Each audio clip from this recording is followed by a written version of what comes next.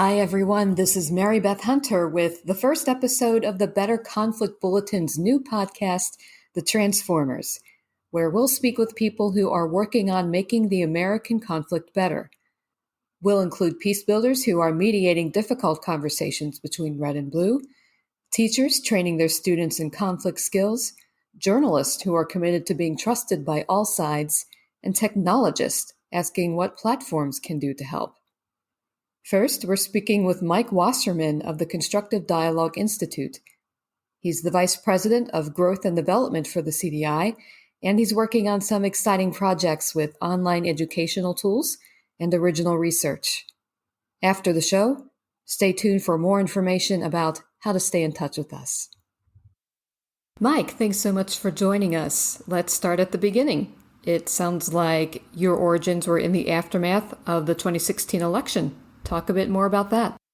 I think for the Constructive Dialogue Institute specifically, we really honed in on the fact that there's a robust body of research in the behavioral sciences that tells us how people connect across differences. There's really a lot that we know about ways people can engage. And yet we didn't feel like enough was being done to take that body of research and really translate it into practical and scalable tools that could be brought to existing communities. And when we talk about communities, we're talking about college campuses, high schools, workplaces, religious communities.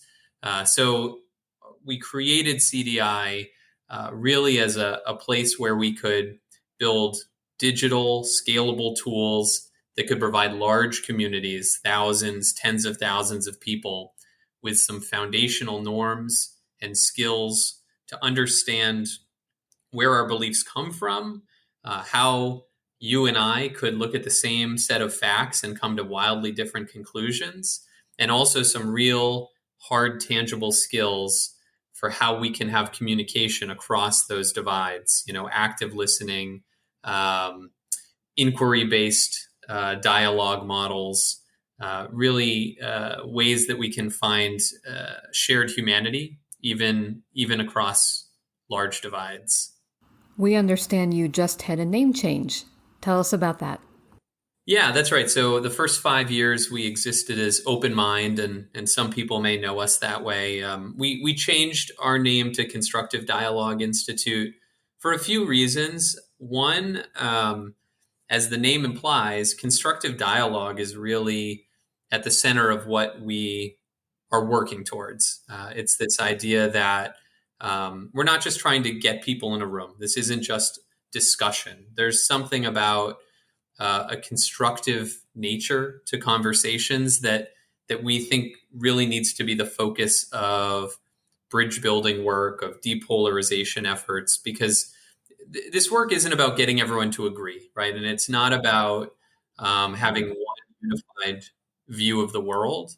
It is about getting people into conversation where they can understand each other's perspectives, where they can explore the nuance of topics. And so we thought that a name that really reflected that idea could be powerful, and also that there's work that we think needs to be done from a research perspective, from a practice perspective, to get more people to see constructive dialogue as a really foundational priority. And that whether you're trying to build more inclusive campuses, or whether you're trying to build more engagement in your workplace, whether you're trying to have discussions about philosophy and belief systems within a religious community, that people should look at constructive dialogue as a foundation that they can build those things on top of.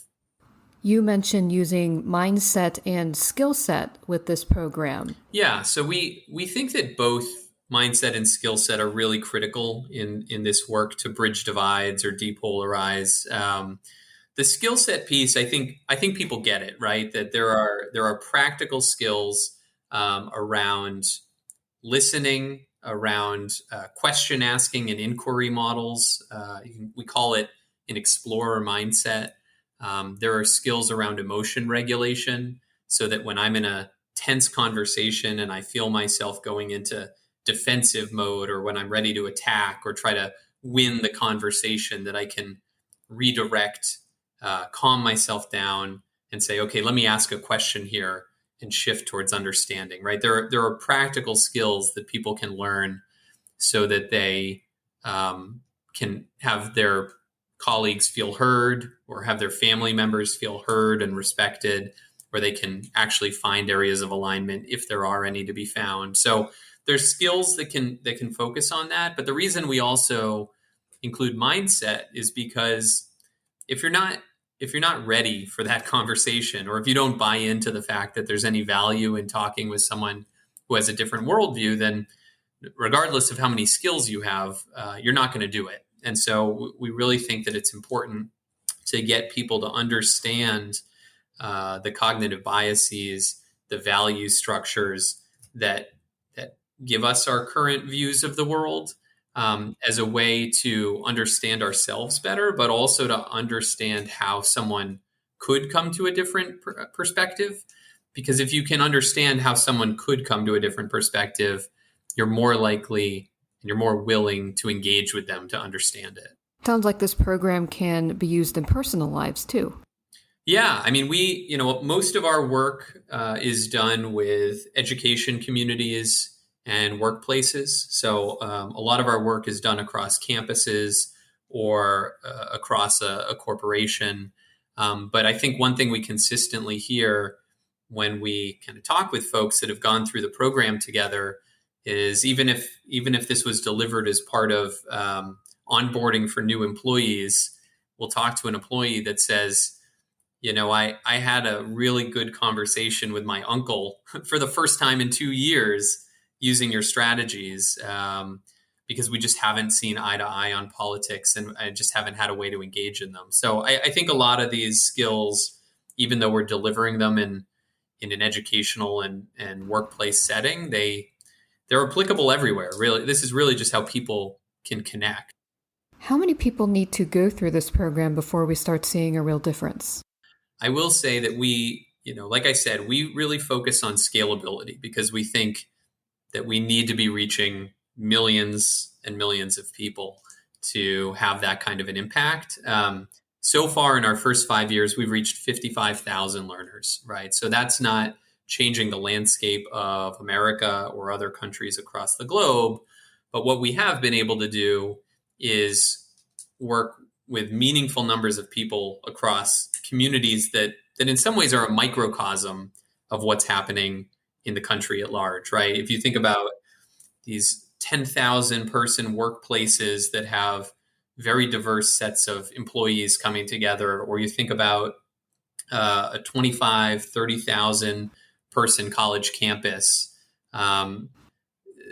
it can be a melting pot where people across generations and races and political identities come together. And so what we have been able to do in these first 5 years is work with entire large communities. And we've now conducted 3 research studies that show that when those communities all go through our online program perspectives, we see feelings of hostility across difference drop dramatically, which we call affective polarization. We see openness to learning and new ideas increase significantly, which we call intellectual humility.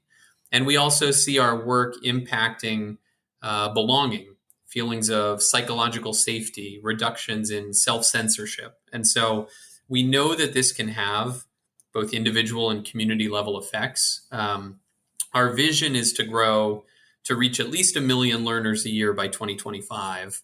But I think really to impact the country as a whole, we need to be doing this at an even larger scale. I will say for us, our focus is on what we call next generation learners, so 16 to 24-year-olds, because we do think that that group of people who are often entering the most diverse communities that they've ever been a part of when they go off to college and start in the workforce for the first time. That group of people is developing a moral and political identity as distinct from maybe what they've had growing up and from their parents for the first time. And so it's a moment in people's lives when they're really forming the way that they view politics in the world. And so we think if we can reach that generation and provide them with opportunities to really strengthen the muscles to engage across difference, that can be a way to really impact the country without having to reach all 350, 400 million people. What's your reach in education versus corporate use? Well, I will say that we've in the research that we've done, we've conducted a randomized controlled trial experiment with college students and another one with adult learners. And in both cases, we saw these significant and similar impacts. So I'm not implying that those of us who are in our adult years are past the point of learning. We very much are still able to and benefit from this kinds of skill training. But I think when you think about the change model in this country, right? How do you reach enough people? We have the benefit through our K-12 system and through higher education both to be able to reach a very large percentage of the population. Not everyone's going to college, but if you include both kind of high school and college, you can reach a very large percent of the population. And it's also a time in people's lives where there's structured mechanisms for learning. And so even though it's not the only time that people can learn, it is a powerful moment in people's lives to reach them, and a time when there are systems for scaling across curricular standards in K-12, across gen ed requirements and orientation practices in higher ed. So it's both about the audience, but also about a realistic way of reaching a significant number of the population. Could this have an effect on political violence? Absolutely. And I would say that's really at the heart of what we are trying to do, right? Because when we talk about depolarization, we're talking about getting rid of that affective polarization, right? And there's really two kinds. There's affective polarization and idea polarization. Idea polarization is the concept that people have different views across a spectrum. And that's not something we're trying to change. We're not saying everyone needs to have the same worldview, have the same policy opinions, right? But what we are saying is that even when we disagree, can we have this understanding that those who are in the other group, right, that have the other view, we can still recognize their humanity. We see that there is a way that they can be moral beings if they disagree with us. And by having that kind of shared commitment to humanity, you see less violence. You would see less violence. And so a lot of the most troubling signs in this country and in other countries right now are things like, 80% of people who identify with one political party saying that everyone in the other political party presents a clear and present danger, or saying that we've seen that significant numbers of Americans who affiliate with one political party say that the country would be better off if a large number of those on the other side of the political spectrum died. And so that kind of dialogue that dehumanizes and lowers the worth of life, especially as it relates to politics, that's directly what leads to political violence. And so to counteract that kind of dehumanizing, that to us is really the focus of this kind of work. What kind of effect do you think social media and partisan media have had on polarization? Social media, and especially the algorithms that have been implemented over the last decade, lead to these kinds of echo chambers, right? These kind of people get affirmations for what they do believe, and they aren't exposed to ideas that challenge their beliefs. And that, along with growing partisanship in the media landscape, really leads to people operating under separate fact bases. And so based on what you experience from the news you watch and what you see in social media, you have this reinforcing cycle of saying, there are facts that I believe to be true. There's everything I see reinforces that. And so when I'm presented with information that challenges that view, I just assume it's wrong. And I'm told that it's, fake news or what have you. And so that growing kind of separation of realities is a huge part of why we think polarization is growing. Really, this has been a trend over the last 40 years, but those two things, social media and partisan media, are a big part of why it's amplified so much in the last 10 years. How does having these skills affect people when they're in a disagreement? I would say that what we're finding when, a college campus brings our resources to their student body, or when a professor brings it to their course, or when a company uses this in their onboarding, what we are finding is that people are practicing sharing openly, sharing vulnerably, sharing more fully their viewpoints, and they're practicing listening to the beliefs and viewpoints of their colleagues, peers, fellow students. And by doing that practice, right, that practice listening and understanding, find common ground where it's possible, understanding the nuance of topics, the fact that I'm not the exact opposite of you, but that we may actually have kind of shared motivations, even if we come to different conclusions. Practicing those skills, that I think is one of the things that we found is most impactful, because then when you have a work meeting or a discussion on a college campus about who should be invited to speak, or what the name of a building should be, or how to address the contested history of a campus, people are more likely to ask questions when they disagree, right? As opposed to attack or become defensive. They're more likely to try to understand rather than try to convince. And so I think those are really some of the lasting benefits that we see. I love that you're using this term practice, like yoga. Tell me more about that. Yeah, I don't think it's something where you've arrived, right? All learning is an ongoing skill. And I think, the skills of kind of self-awareness and self-understanding to say, this is what's going on in my mind right now. This is how I'm processing information. These are the cognitive biases that my information is being filtered through.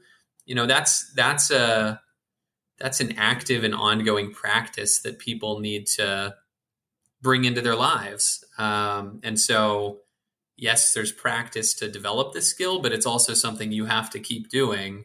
It's a muscle you have to keep working out, or else it atrophies.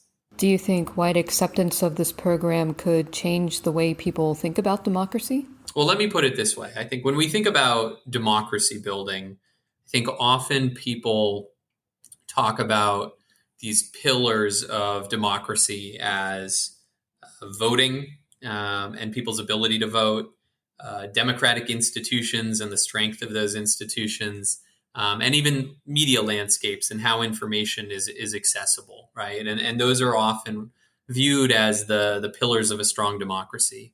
And we think that civic health or civic culture, or the way that we engage with each other, is the ground that those pillars are planted in, right? And when we lose the ability to connect across divides, or when people are not willing to have a conversation because they assume they already know 100% of what you believe based on a label, then those are shifting sands that democratic pillars are trying to be placed in. And so what we're really trying to do is reach enough people, millions of people, so that we can strengthen that foundation that we're trying to build a democracy within. And that when enough people are able to engage in complex ideas, find areas of alignment, and shared humanity across difference, that it's then easier to talk about voting rights. It's easier to reinforce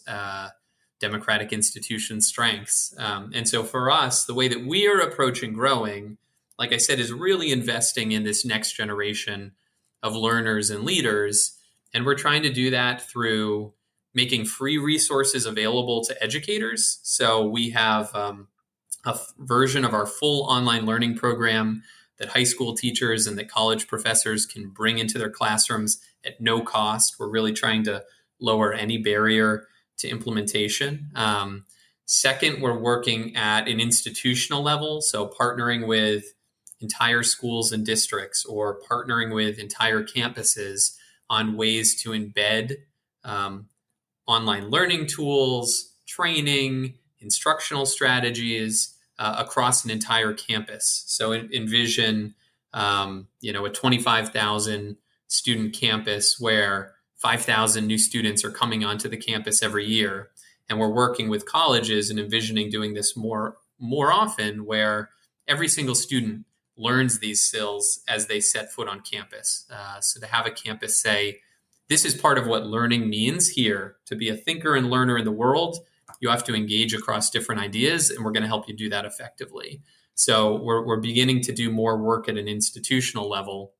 And then the last thing that we're trying to do is find other peers and collaborators in the space, other bridge builders who are developing solutions where our kind of research tested online learning could help as a foundation or as a step one, because I think all of this work is better when done together or in concert rather than, a one-off learning experience here, a one-off deliberative dialogue there. And so we're really trying to provide resources for the field more broadly to say, embed these research-backed strategies in anything that we're doing.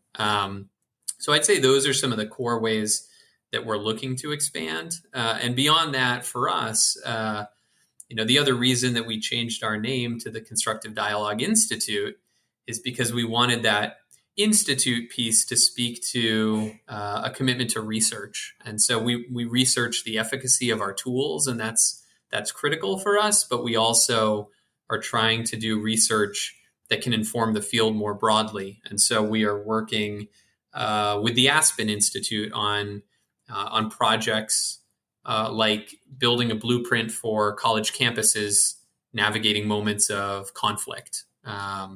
We are planning to conduct a national survey on the state of polarization in K-12 classrooms and looking at some of the ways that the divisions in our dialogue across the country are showing up in classrooms and high schools and the way they're impacting students and teachers. So that kind of work is also a way that we think we can inform the field, get people thinking about dialogue and thinking about ways to improve dialogue.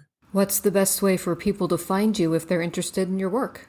Yeah, absolutely. I mean, we are, as I've shared, we are looking to build a big tent here. And so we'd be excited for anyone that's listening to this to come and explore ways that we could support their communities. So constructivedialogue.org is our website. And if you go there, you can find more information about Perspectives, which is the online learning program that I talked about. You can also find more information about the research that we've done on our online learning program and some of the research that we're doing with collaborators to inform the field more broadly. Outstanding. Thank you. Mike Wasserman of the Constructive Dialogue Institute. Thanks so much for being with us today. Thanks for having me. Mike, thanks so much for your time and your insights. Come find the Better Conflict Bulletin at betterconflictbulletin.substack.com to subscribe to our free and weekly newsletter, including an edited transcript of today's conversation. If you have any feedback or suggestions for our work, find us on Twitter at better_conflict. We appreciate the time you spent with us. See you next time, and remember to have an explorer mindset.